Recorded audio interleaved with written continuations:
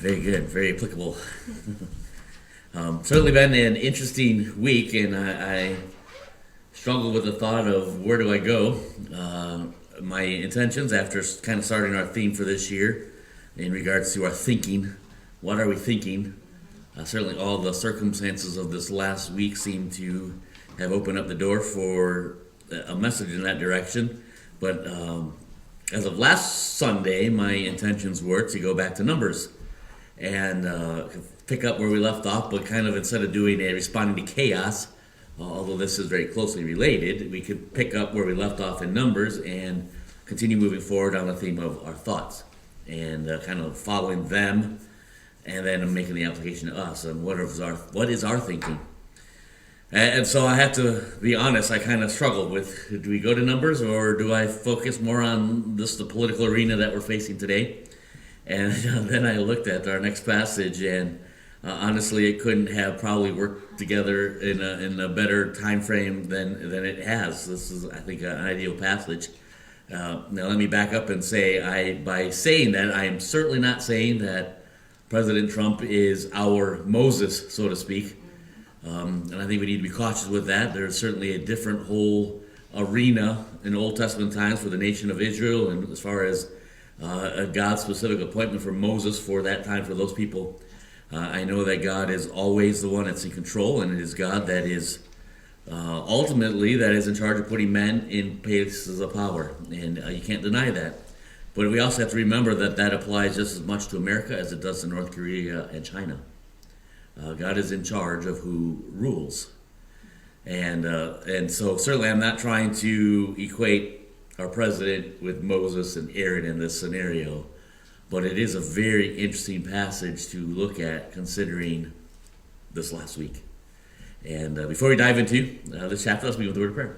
Dear Lord, we thank you again for your will, for your goodness, for your word. We thank you that we can rest in you even when there seems to be great unrest that surrounds us. And I pray that we truly would be your children that find rest, that have that confidence, that have that trust in you. And I pray that even in the uncertainty and in the confusion and the chaos that surrounds us, that our thinking would be correct, that our responses would be correct. And I just pray that you be with us not only as your children, but even specifically as citizens of this nation. I pray that you would direct our hearts, direct our thinking, direct our actions that bring honor and glory to you alone. And I pray that you be with the message here this morning. Again, allow me to decrease so that you alone would increase. And I just pray that you would direct my words now as we look to your word. In Jesus' name, amen. Kind of as a review, because it's been a few weeks since we were in Numbers chapter 14. If you recall, the people's heart were turned against Aaron and Moses after the report of 10 of the 12 spies. And they determined that they were going to turn back and head back to Egypt, set up a new captain and head back. And again, I may have lost count here, but it seems like it's probably the third time that God has responded to Moses and saying pretty much, step back, I'm going to destroy them all and I'll restart with you. And for the third time, or corresponding time frame, Moses has fallen on his face before a holy God and begged for mercy for the people. The people then, understanding that they were on the verge of judgment for their decisions, then decide that now we want to go. And the end of chapter 14, they pick up, and early in the morning, without Moses, without Aaron, without the Ark of the Covenant, they make their way back into the mountains of the Promised Land, all on their own. And we conclude the chapter with the reality of them running back, they could say somewhat figuratively, with their tails between their legs. Chapter 15 then began with many more commands that God is giving them in that regard, now having told them that they're going to be doing some wandering at this point. And here's some commands in that regard. And we concluded the last chapter with the example of the man who was picking up sticks on the Sabbath day, recall? And the question could be asked, what was he thinking? And probably like all of us, he was thinking that the commands that God literally had just given him didn't necessarily apply to him, and that breaking those commands, like so many times we also do, probably really wasn't that big of a deal, so we conclude. But we know at the end of chapter 15, not only is this man stoned by the command of God, but then we have the sewing in of the blue fringe on all the garments to remind them whose they are, right? Who's to whom they belong. I will say it that way. To remind them that they are God's people, and this blue thread in the corner tassels of their garments was to be a constant reminder that they were God's, and a constant reminder of the separation that they were to have from those that surrounded them. So we begin chapter 16 here this morning, and someone has once said it is better to fail in a cause that will ultimately succeed than to succeed in a cause that will ultimately fail. Now, I don't know if the application could be given in the normal routine of day-to-day life, but I certainly can agree that the application is there for our walk with our God. Will we attempt great things for God and fail? Sadly, yes. Will there be times that we have great desire, great hope, and desire to do something for our God, and yet our best efforts still find us failing in those efforts? Absolutely. How often, though, do we give up and kind of throw up our arms in the air and say, well, I can't, so I won't? Well, this quote, I think, is a great application for that. It is better to fail in a cause that will ultimately succeed than to succeed in a cause that will ultimately fail. And how often we need to be reminded of ourselves that our God will succeed. I was listening to music this morning. I was getting ready, and one of the songs that came on was Victory in Jesus. We have victory in Christ. And we need to be anxious, not anxious. We need to be eager is the right word. Eager. I guess anxious when you think of eagerness, not anxious when you think of worry and fret. We need to be eager in our work towards victory with Christ. Not that his victory depends on me by any means. But what we accomplish ought to be focused on the victory that we already have, not in the defeat that is already given to those that don't follow Christ. This last week, as we consider, in fact, the point here this morning is the mob thinking. Again, focusing on our thinking, at least for the beginning of this year. Here we have Numbers chapter 16, and we have definitely a mob rule, a mob way of thinking. And we know, as we will see, that God puts an end to that rather quickly. And again, this is a different dispensation than we are living in today. But we certainly also this last week saw much of this similar scenario being played out in our nation, a mob thinking. Now, I'm trying to be cautious in the politics just because it's unnecessary when we look at the Word of God. But it was disturbing, all that happened this last week in so many regards. Somewhat disturbing what happened certainly at the Capitol, and disturbing. I don't know if you saw the videos, but there's a lot of things that just don't seem right. Something seems off in those videos. The way that the police pretty much just moved the barricades on their own and almost seemed to welcome them in, and the video footage from inside the Capitol. All of it just seems to be odd. There's something wrong, and I don't know what it is, but there's something definitely off. And certainly the loss of life. I know that it has been determined already that Antifa was there and kind of intermingling as if they were Trump supporters. And it would be great to be able to say they were the ones that did all the bad things, but certainly that's not the case. The one lady that was first killed, was a strong Trump supporter. Certainly was not part of Antifa. And so there's just a lot of questions that are uncertainties at this point. A lot of things that happened this last week that just seem to question what is going on here in America. Not only the fact that our election seems to have been, I would say to use the word stolen, but there's certainly enough questions that we should be investigating if whether or not it was stolen. Certainly what took place then this week on Wednesday, I am awfully concerned, as I hope everybody is, in regards to what's going on with Facebook and Twitter and all of that. And as we were discussing as a family last night, certainly private entities they're not under the requirements, and we have to keep this in mind. They're not under the requirements of the freedom of speech. That's not a Facebook right. That is a government right. the government can't censor our speech, but any private entity can.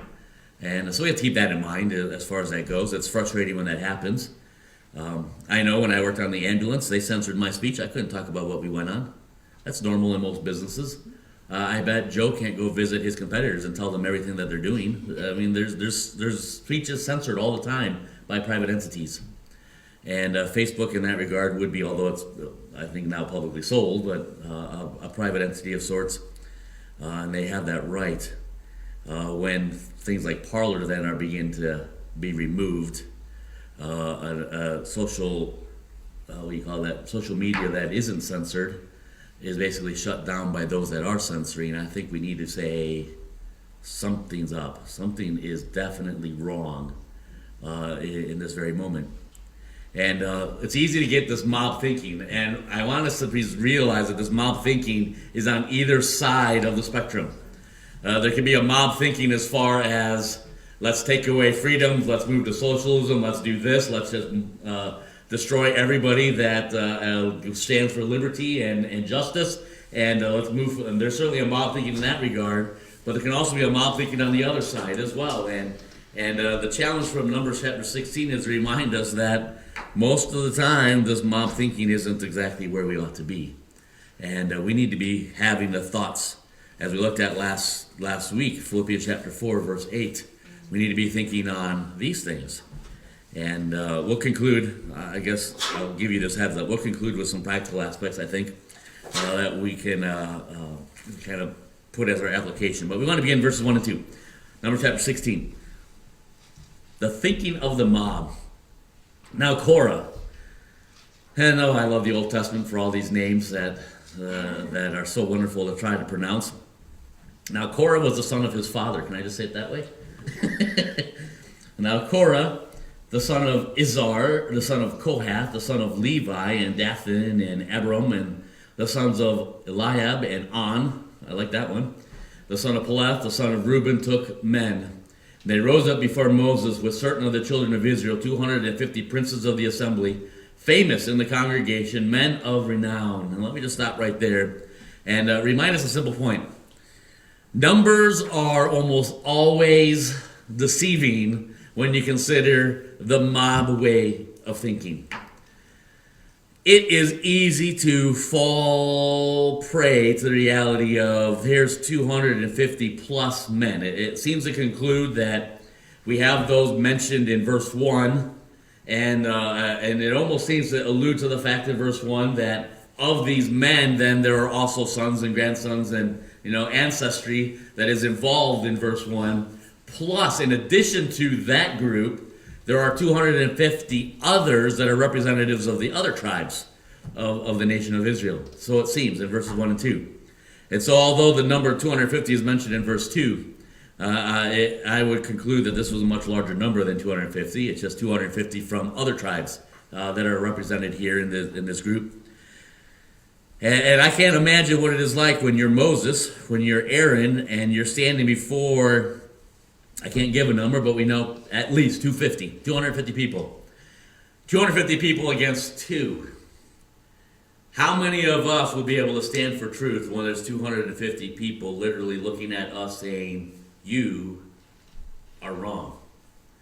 How many of us would question whether or not we are right, whether or not God has indeed led us to this point? How many of us would question when there are 250 people literally standing at our doorstep saying, we've had enough, we're not doing this anymore, we're not following you, you are wrong, you're in the wrong here. I'd have to say that this was, like so many other cases in Moses' life to this point, was not an easy time frame. I know it's easy to read, and we probably know the end result, and kind of almost smile at the thought of the end result, but Moses is living in real time. All he knows is that 250 people have knocked on his tent and said, Moses, we're not doing this anymore. You're in the wrong, we're in the right, we're moving forward without you. The verbs in, just like the Greek, also applies to the English. You know that the verbs and nouns have to agree, correct? Yes. The word took that we see at the end of verse 16, in fact, in the King James, it has men as the last word. It's italicized because it's added. I think the New American Standard uses the word action, took action. It's just, you just conclude. It literally ends, as far as it's translated, with the verb there, took. And that word took, just like in our English as it's translated, took could be either singular or plural, correct?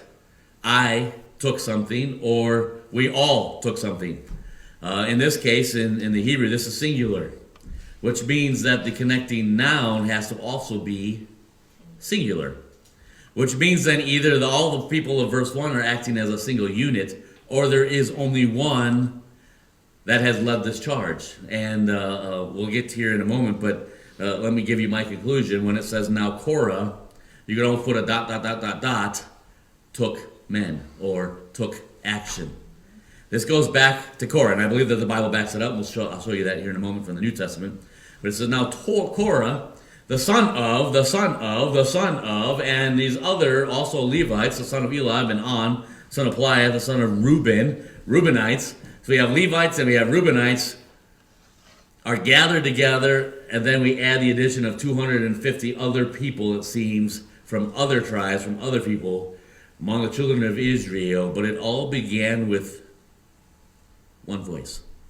Now, on one hand, it's a good reminder to us what one voice can do. Not only in the realm of Christianity, but even in the realms of politics, one voice can make a huge difference. And sometimes we need to be that voice. One voice was all it took for me to understand the gospel message and be saved. One person speaking. And what a reminder that one can do much. And so many times God has proven that one can do much. But as well, we also have to be reminded in the mob mindset that a lot of times it's not actually the mob, it's one. Only one man involved, Korah here. Korah is the one that started this, and it is Korah in the New Testament that is judged for this, although many more would be judged as well here in this chapter. In fact, hold your finger there, Numbers. I keep talking, keep referencing the New Testament. Let's just go there. Go to Jude. Only one chapter in Jude. Book of Jude, a one-chapter book, was written to the basically to the persecuted church, and some great. It seemed like we studied Jude some time ago. Verse 3 says, "Beloved, when I gave all diligence to write unto you of the common salvation, it was needful for me to write unto you and exhort you that you should earnestly contend for the faith that was once delivered unto the saints." Verse 4, "For there are certain men crept in unawares who were before of old ordained to this condemnation, ungodly men, turning the grace of our God into lasciviousness, and denying the only Lord God and our Lord Jesus Christ. I will therefore put you in remembrance, though you once knew this, how that the Lord, having saved the people out of the land of Egypt, afterwards destroyed them that believed not." Boy, God did great things for the children of Israel, even dividing the sea. What an amazing miracle. God was there, and God was there for them, and God fought for them, as Moses declares. But yet God also destroyed all of them, except a handful, there in the wilderness before they get into the promised land. And the angels, going to illustration number 2, the angels which kept not their first estate, but left their own habitation, he hath reserved an everlasting change under darkness, under the judgment of the great day. Example number 3, even as Sodom and Gomorrah and the cities about them in like manner, giving themselves over to fornication and going after strange flesh, are set forth as an example, suffering the vengeance of eternal fire. Reminding this persecuted church that we've got to be contenders of the faith.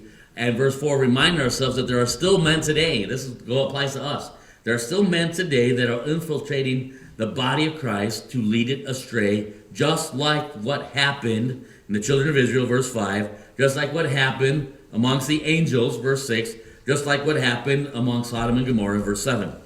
Likewise, also these filthy dreamers defile the flesh, despise dominion, and speak evil of dignities. Yet Michael, the archangel, which contendeth with the devil, he disputed with the body of Moses, durst not bring against him a railing accusation, but said, "The Lord rebuke thee." I think that's an amazing verse right there in verse 9, an amazing reminder. It's so easy, especially even after this last week in the arena of politics, to kind of get into the defense mode, one side or the other. And we're easy to get into debates, perhaps, which probably only lead us in deeper trouble. But Michael, the archangel himself, when he got into a skirmish with the devil himself over the body, Moses said, the Lord. The emphasis is on the Lord, not on himself. It wasn't Michael's authority. This isn't our authority. This is God's authority. Verse 10, but these speak evil of those things which they know not, but what they know naturally as brute beasts. In those things they corrupt themselves. Woe unto them. Look at verse 11. For they have gone in the way of Cain, and ran greedily after the error of Balaam for reward, and perished in the what? The gainsaying of Korah. Notice 250 other men aren't mentioned here. Notice the other sons of Reuben and Levi, verse 1 of Numbers chapter 16, aren't mentioned here. One man is mentioned. The gainsaying of Korah led to the destruction of many, which we will soon read. It all began with one. And so remind ourselves in the mob thinking that the numbers are often deceiving, and it's not to say that numbers are wrong. It's not to say that more numbers don't mean an advantage in certain arenas. Certainly, we're told as kings that we are told that kings are to consider the cost of before going into battle. Do they have enough men? And so numbers are important in that regard. But in our mob way of thinking, we ought not just follow because of the numbers. Here we have a large number, but they're all going to be destroyed because of the gainsaying of one man, Korah. Now today in Christianity, I know that there are very large churches, and I know that some of those large churches are speaking truth, and I rejoice in that. But I also know that there are many large churches that are not only just erring, they're not saying truth, but they're almost avoiding it on purpose. When we have one of the largest churches in the United States, the leader of that church refuses to speak of hell and judgment, there's something wrong there. And it's easy to go with, well, the church is large, the numbers are there. There's got to be something truthful then, right? Hey, numbers are often deceiving. Here we have one man has led a revolution, so to speak, he thought. He was going to usurp the authority of those that God had put in place, but it comes to a quick end for him, for them, for their families, even their children, because of now Korah. Verse 1. Continue on then, and kind of referencing back to the first two verses that I already read, we know that the message is revealing. Not only the numbers are deceiving, but the message is revealing. Here we have Korah, who seems to be a Levite. We have other representatives who are from the tribe of Reuben. Verse 2, we have 250 men that seem to be from other representatives of other tribes. And they've all come before Moses and Aaron. And verse 3 says, and they gathered themselves together against Moses and against Aaron, and said unto them, you, number one, you take too much upon you. Now, again, I'm doing my best to try to stay out of the political arena today, but isn't it not strange how often when you hear things that are being said that you know that's not how that happened. That's not right. How did you just take this and completely flip it around and make it say something completely different? What was their first argument? You take on yourself too much. Now, we know the rest of the story, but surely they have picked up on the rest of the story. Remember when Moses began at the beginning, when Moses is just minding his own business, tending sheep, and God says, hey, it's time for you to go back to Egypt? What does Moses say? Yes! I've been waiting! No, what did Moses say? Not me. Good idea. Not me. Remember, God says, no, it's you, Moses. He says, again, good idea. Not me. I can't speak. God says, all right, I'll give you that. I'll send your Aaron with you. But you're still going. Wait, time out. Why me? How many times since they've left Egypt has Moses stood before God and said, literally, not that many chapters ago, Moses is on his face saying, just kill me now. What has Moses taken upon himself? Nothing. Moses, if you could have stepped aside and said, "Oh, come here, Moses. Did you want any of this?" I can guarantee you, without a split-second thought process, Moses would have said, "Absolutely not. This was given to me. God put me in this position. God gave me this responsibility. I didn't seek it out. I didn't want it. I've tried to back out of it. I've tried to give it back to God. I've even asked God to just strike me dead now because I can't do this." But their conclusion is, you take too much upon yourself. Continue on, verse 3. You take too much upon you, seeing all the congregation are holy. Now let's stop at that second statement that they've just said. Is it not the case that at least 3 times already God has said to Moses, "Step back, I'm going to destroy them all"? Literally, as far as real time goes, we're perhaps looking at just hours earlier. God has just for the 3rd time said, "I am going to destroy them all for their wickedness." And Moses again has fallen on his face, begging for mercy for the people of this nation. But their conclusion is all the congregation are holy. Hey, we are all equals and able to lead as you are leading. Let us do that. Well, they've already proven numerous times they can't because they won't follow God. They've already proven that. But nonetheless, second argument, second statement, almost taking, literally, here's the facts that they laid out, but we're going to interpret those facts, flip it around, and we're going to say something that just seems, surely at this point, Moses got to be scratching his head saying, "Now, what did you just say? Really?" Number 3, every one of them, and the Lord is among them, wherefore then lift up ye up yourselves above the congregation of the Lord. Why do you lift yourself up above the rest of us? Now, opposition in itself is not an indicator of whether we're right or wrong. That's not an indicator. We ought not to use that as an indicator. As long as I think I've even heard messages, as long as you have opposition, you know you're in the right. That's not necessarily the case. And so here in Moses having some opposition does not mean that he's necessarily standing for God. But literally, all 3 comments that they have railed against him were wrong. They were wicked. They were sinful. It was absolutely backwards from what was truthfully reality. And again, as you look at 250 men plus coming up with this conclusion, we'd have to say in the real-time moment, wait, what just happened? Well, why is this happening? Why are they even saying these things? How have they come to such a conclusion?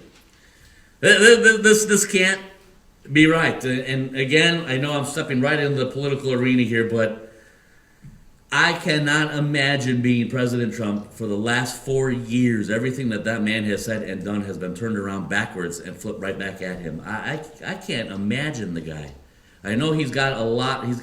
You can't ignore, he's got a bit of arrogance and a bit of pride in his life. I don't think that anybody on either side could ignore that fact or overlook that fact. But that guy has got an amount of endurance that has got to exceed everybody else I've ever known or met or heard of. Because he has not been able to do a single thing in 4 years that even in the right, it hasn't been flipped backwards on him to slap him in the face. Right or wrong, it doesn't matter. And so here we have Moses in the exact same shoe. Everything to that point that he has done for the children of Israel, in many times begging God for the mercy of these people now are standing before him saying he is wrong for what he's done. He did this. He took this on himself. He's usurped authority that should not have been usurped. That Moses as the leader was the one that did the wrong in all of this. Again, I don't know how it all works out in thinking. But that's my thinking. When Moses heard it, he fell upon his face. Jump down to, let me just read it. Let me read it, but I want to get back to verse 13. Let me read up to that point. He spake unto Korah and unto all the company, saying, Even tomorrow the Lord will show who are his, and who is holy, and who will cause him to come near unto him. Even him who hath chosen will he cause to come near unto him. This do, take ye censers, Korah, and all his company, and put fire therein, and put incense in them before the Lord tomorrow. And it shall be that the man whom the Lord doth choose, he shall be holy. You take too much upon you, ye sons of Levi. And Moses said unto Korah, Hear, I pray you, ye sons of Levi. Seemeth it but a small thing unto you that the Lord God of Israel hath separated you from the congregation of Israel to bring you near to himself, to do the service of the tabernacle of the Lord, and to stand before the congregation and minister unto them. Ultimately, what verse 9 is saying, Moses is saying, wait a minute, you have a responsibility too. This tribe, verse 1, the first half of that tribe, the part of Korah's descendants, Korah and your group of people, and you Levites, God has called you to do a specific task. Can you not do that? Can you not be content with that? Can you not just do your job and I do what God has called me to do? Verse 10. He hath brought thee near to him, and all thy brethren, the sons of Levi, with thee, and seek ye the priesthood also. For which cause both thou and all the company are gathered together against the Lord. What is Aaron that ye murmur against him? And Moses sent to call Dathan and Abiram, the sons of Eliab, which said, We will not come up. Is it a small thing that thou hast brought us out of the land that floweth with milk and honey to kill us in the wilderness, except thou make thyself altogether a prince over us? We have what seems to be several of the men speaking verse 3. Now Moses hasn't heard from the whole group that's mentioned in verse 1, so he calls them. Hey, I want to hear from you too. They say in verse 13, hey, why aren't you allowing us to go into the land that flows with milk and honey? Why are you doing this so as to kill us off? Why is it you? Do you think you have the authority? Let's step back in real time. Was it not 12 men came back? 2 of them said, we can take this. 10 of them said, we can't. And didn't the entire nation say, we won't? Isn't that how this all played out in real time? Isn't this literally what happened? 12 men went to spy on Canaan. 10 were bad and 2 were good. And what did the entire group of people do? They listened to the 10 instead of the 2. It was because of the voice of 10 men that the entirety of the nation says, we can't go. Let us go back to Egypt. We're going to die if we go forward. At least if we go back, we still had food and life. But here in verse 13, they're accusing Moses of being the one who won't allow them to go into the land flowing with milk and honey. They're accusing Moses as being the one who wants to kill them off in the land, because they're accusing Moses of being the one who wants to be the prince over them all. Which is ironic, because truthfully, being raised in the home of Pharaoh, he was a prince. But again, how those words, the message is revealing.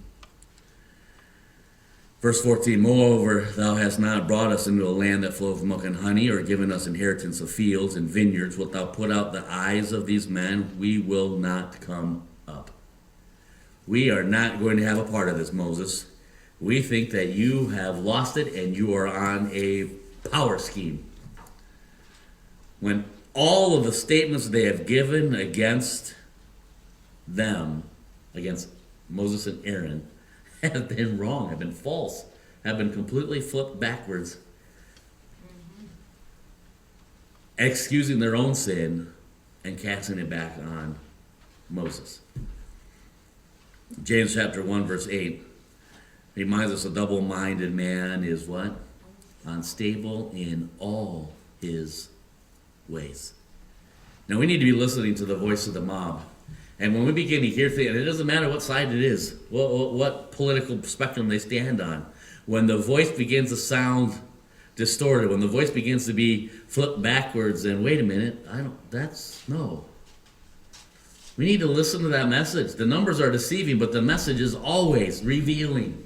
And where is the truth? What is it that is being stood for? Because a double-minded man, one who can flip back and forth when it's convenient for them, a double-minded man is what? Always unstable in all of the things that he does. And we need to be aware of that. We need to be cautious of that. There are a lot of people today that cannot speak truth. I don't know why that is. I know why that is, because of sin. But we ought to be aware of that and alarmed by that. When there are people who can't speak truth, even given the best opportunity to do so, we can conclude, James chapter 1, verse 8, that way of thinking has infiltrated every part of their heart and their life. Double-minded man is unstable in all his ways. Now again, I'm not saying this to step on any political platform here, but that does not mean, as far as Biden, I know Biden can't hardly finish a sentence without stumbling over something. That's not what James 1:8 is talking about. I'm not picking on Joe Biden who struggles with his words, as so many do, as even I already this morning have struggled with my words. I honestly, if I could take another political moment here, I fear for Joe Biden. I don't agree with the majority of what he stands for, but I fear for that guy. And I don't understand why his family doesn't fear for him. I guess that's all that needs to be said. But I just wanted to make that clear because I know that what's going on in current politics, it's easy to make applications and define who's bad and who's evil and all of that, and we just need to be cautious. Joe Biden has a problem finishing his sentences, but I don't necessarily believe it's because he's unstable in all his ways, a double-minded man. I don't truly believe he knows what he's saying a lot of times. And that should be alarming to a lot of people. But I'm just trying to exclude him from where we're going here. Anyway, continuing on. Not to say I agree with all that he's doing, certainly not at all. But I think if he is our next president, he needs a lot of prayer. And I can already tell you that I probably won't agree with a lot of what he does or passes or signs or does for executive order. I can almost guarantee you that. But that man is a man that's going to need a lot of prayer. So I truly believe his life is on the line. And I don't know that it's from the Patriots. I think it's from his own. And that alarms me. But nonetheless, I divert back to the point here. Our God, and this is the point, our God is always ruling.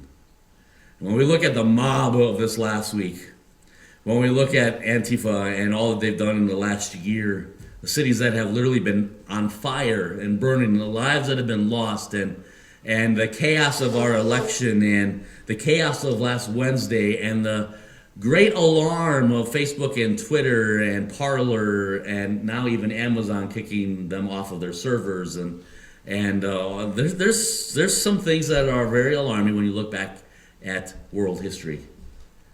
What is it that Reverend Bob always says? What was it, Burke? All is necessary for evil to succeed is that good men do nothing, something along those lines.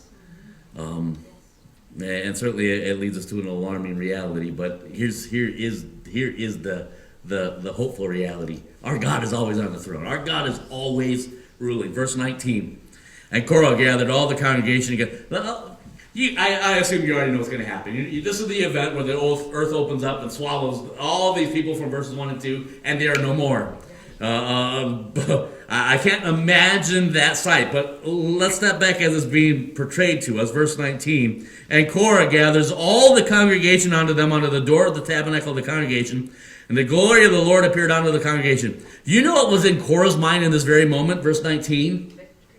We are going to be victors. All of you guys come out here and watch God do a mighty work against Moses and Aaron. You are going to want to watch this go down. Again, how distorted thinking becomes when we have confused our right with wrong and wrong with right. Korah is the one that gathers all the congregation. It wasn't Moses. It wasn't Aaron. It was Korah. Hey, you guys are going to want to come out and watch this. Come here. Let's watch this. The Lord spake unto Moses and Aaron, saying, separate yourselves from among this congregation, that I might consume them in a moment. And they fell upon their faces and said, O God, the God of the spirits of all flesh, shall one man sin, and wilt thou be wroth with all the congregation? Literally, they have a mob approach them, decrying their own wickedness. Moses and Aaron, you are doing wrong. We are standing up against it. We are standing for truth in the presence of your wickedness, Moses and Aaron. God says, stand back and I'm going to destroy them all. This is now number 4 time that God has said, I'm going to destroy them all. And again, for the fourth time, Moses and Aaron are on their face before God saying, are you going to destroy them all because of him? I can't imagine the heart of this man. They fell upon their faces and said, O God, the God of the spirits of all flesh, shall one man sin, and wilt thou be wroth with all of us? The Lord spake unto Moses, saying, speak unto the congregation, saying, get you up from about the tabernacle of Korah, Dathan, and Abiram. And Moses rose up and went out unto Dathan and Abiram, and the elders of Israel followed him. And he spake unto the congregation, saying, depart, I pray you, from the tents of these wicked men, and touch nothing of theirs, lest ye be consumed in all their sin. So they got up from the tabernacle of Korah, Dathan, and Abiram on every side. And Dathan and Abiram came out and stood in the doors of their tents, and their wives, and their sons, and their little children. And Moses said, hereby, well, let me stop in verse 27. How can you hear, if you are one of these families, how can you hear what Moses has just said and just stand in your tent? That's boldness. That is wickedness to a great extent, I've got to think. Why are they not falling on their faces and saying, we are sorry, we repent? They're standing in their tents, seemingly, as far as we have recorded for us, not concerned about what Moses has just said. Moses said, hereby we shall know that the Lord hath sent me to do all these works, for I have not done them of mine own mind.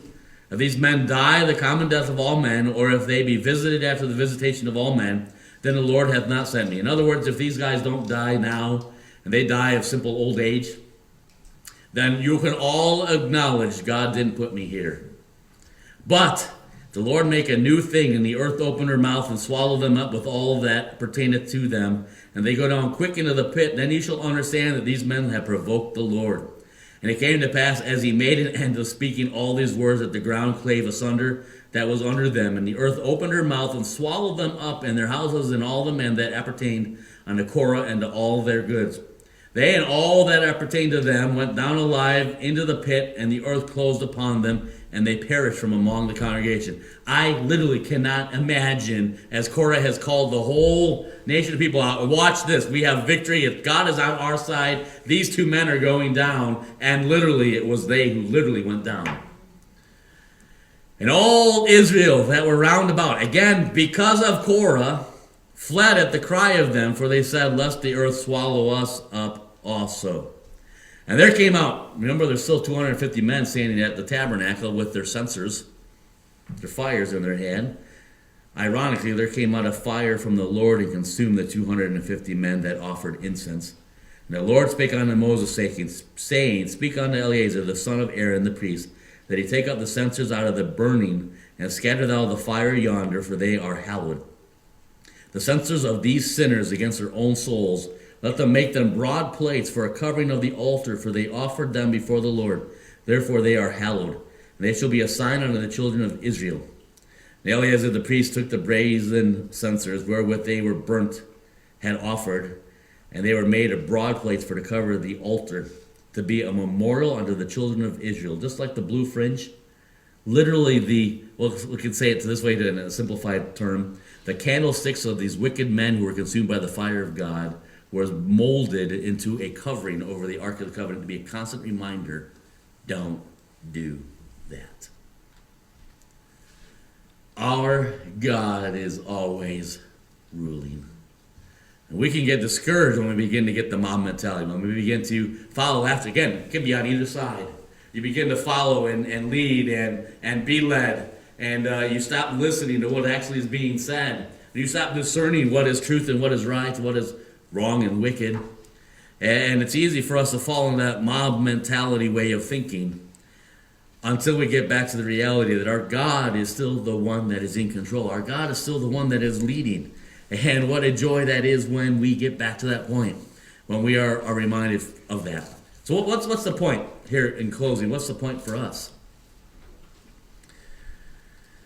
I imagine all of you already know this, but I'm not ashamed to say that I am a political conservative. I don't think that probably comes as a surprise.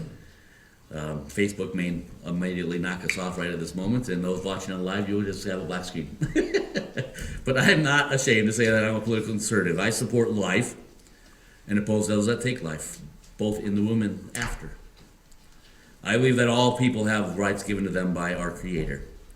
I support our military and obviously even have a son in the military.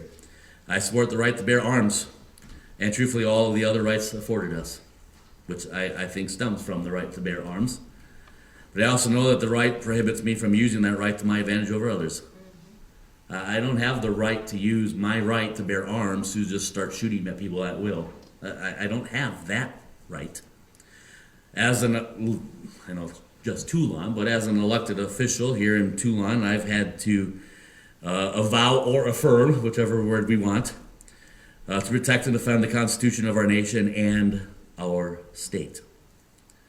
It could be said, and I hesitate at the thinking of it because obviously pride is not something that is recommended by our God by any means, but it could be said that I'm proud to be an American.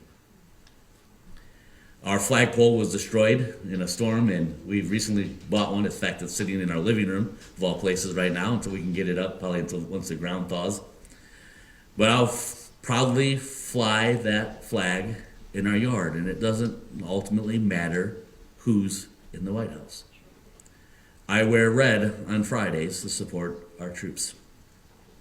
I love listening to patriotic music, and I'm, again, not ashamed to say that. And I have great joy in my heart when I hear a whole group of people chanting, USA, USA. And while I know that many will object, I don't believe that we as the body of Christ are called to shy away from those rights and privileges that we do have as Americans. Now, I know that not everybody agrees with that.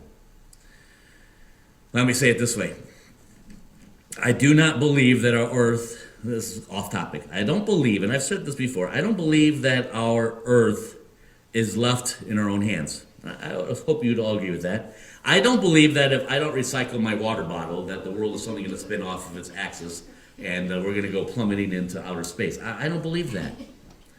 I don't believe that if we don't do green initiatives, that if we don't do this, if we don't have more windmills and less diesel trucks on the road, that our earth is destined to destruction. I don't believe that. Why? Because I believe, last point, I believe that the reason why our earth is still orbiting the sun, or if you're the other way around, our sun is orbiting the earth, however you want to, whatever your viewpoint is there, I believe that is because God is doing that, not because of my water bottle being in the right spot. Now, having said that, I will recycle my water bottle, especially if there's a bin there. If there's a garbage can and a recycle bin there, and I just finished a water bottle, I'm not going to go, God's in control, doesn't matter, and throw it in I'm going to put it in the recycle bin.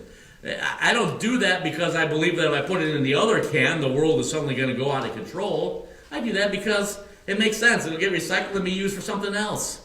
And it's a good stewardship, yes. So in that realm, I don't believe that we can I guess I'll say it this way. I don't believe that we can destroy this earth. I believe that God will. I believe the Bible says it. It is God that's going to destroy this earth. It is God that's going to do that, not us. But I do believe that we have a responsibility for stewardship. That being said, it's easy for a realm of Christianity to say, well, we're this world is not our home, as we sing. I'm just a passing through, which is indeed biblical. That's the truth, is it not? Let me back up and remind us of this. As children of God, will not our works be examined by fire to be sorted out whether they are valuable or worthless? Is not the case for us as believers? Not for our salvation. It's not going to be, the scale. Well, you had this much that was worthless, wood, hay, and stubble, and you had this much that was of gold, silver, and precious stone. And you measured out, hey, you've earned yourself a spot in heaven. No, we're the children of God. We already have eternity is secure for us. But all of the works that we have on this earth are going to be measured. How much of what we did was of worthlessness, wood, hay, and stubble, and how much of what we did is actually of great value for the cause of Christ. I believe that we will all be examined in that regard. I think the Bible says that. That being said, would it not seem right that as an American that we have a privilege can I even say a responsibility to be able to stand for the freedoms that we have for the cause of Christ, if I can say it that way. In other words, proudly fly the flag, because under that flag we have the right to assemble today without question from our government. And I'm proud to be an American because of that. Now, I don't believe that the body of Christ has been called to be rebels, to bring revolution to our land for the cause of politics. But I think that our works are going to be measured out. Hey, you were given a responsibility as an American citizen to be involved, to engage, to be, what does the Bible say, to be salt and light. And God, I believe, is going to say, hey, as American Christians, as my children that had the privilege of being Americans, I gave you a unique opportunity to be salt and light in ways, or even in means, to impact even those in politics, in which so many other brothers and sisters in Christ in other nations do not have that choice. I believe that there are going to be brothers and sisters in China who think we couldn't. If we would have presented a Bible to a government official, instantaneous death. We couldn't do that. But are they looking at us saying, why aren't you? Why aren't you? You have the privilege. This isn't to be rebels and do the rebel cry and go charging into the battlefield. But hey, you've been given a privilege and an opportunity to have an impact in ways that the rest of the world looks at us and say, why, Christian church, aren't you taking advantage of that? And I fear it's a lot of times because we in the body of Christ are saying, this world's not my home, I'm just passing through, I'm going to put my head in the sand, and God's saying, hey, I gave you an opportunity. And I know people are going to disagree with that, and I understand that. But it seems like we have been given a privilege in this land to have an impact. And we have that right to have an impact. And we have that privilege to have an impact. And if we see what's going on in this last week and are not instilled with the reality of, I've got legislators that I can call, that I can email. And again, this is not for politics. We still have an opportunity to have an impact. Be salt and light for the cause of Christ, and we have the freedom to do so. Don't miss it, because I don't know how much longer we will. And when our works are measured out, I wonder how many believers are going to be, God's going to be calling out and saying, you had the opportunity. You had the opportunity to have an impact for me in the land that I put you in. We could have all been born in China. We could all be meeting underground right now. Probably be the same size. We could all be meeting in somebody's basement right now, quietly singing hymns together. But we were born in this nation. With the freedoms that we have, let us not be quiet in the cause of Christ. Now, where you go on the political spectrum, I think that's your own decision. But for the cause of Christ, we've got a privilege that we need to take, and we must do it. And our God is still in control. And I love the fact that he has still given us the privilege to be a part of a nation that gives us the right to have an impact when so many don't. May we do that. Let's pray. Beloved, we thank you again for your word. I pray that as we consider the mob mindset, and we see it taking roots here in our own nation, and lives and movements are being impacted by mob rule. I do pray that you would remind us that you are still on the throne. We are still your follower. And I pray that you would challenge us in our walk, in our steps, in our decisions, in our voice, in our heart.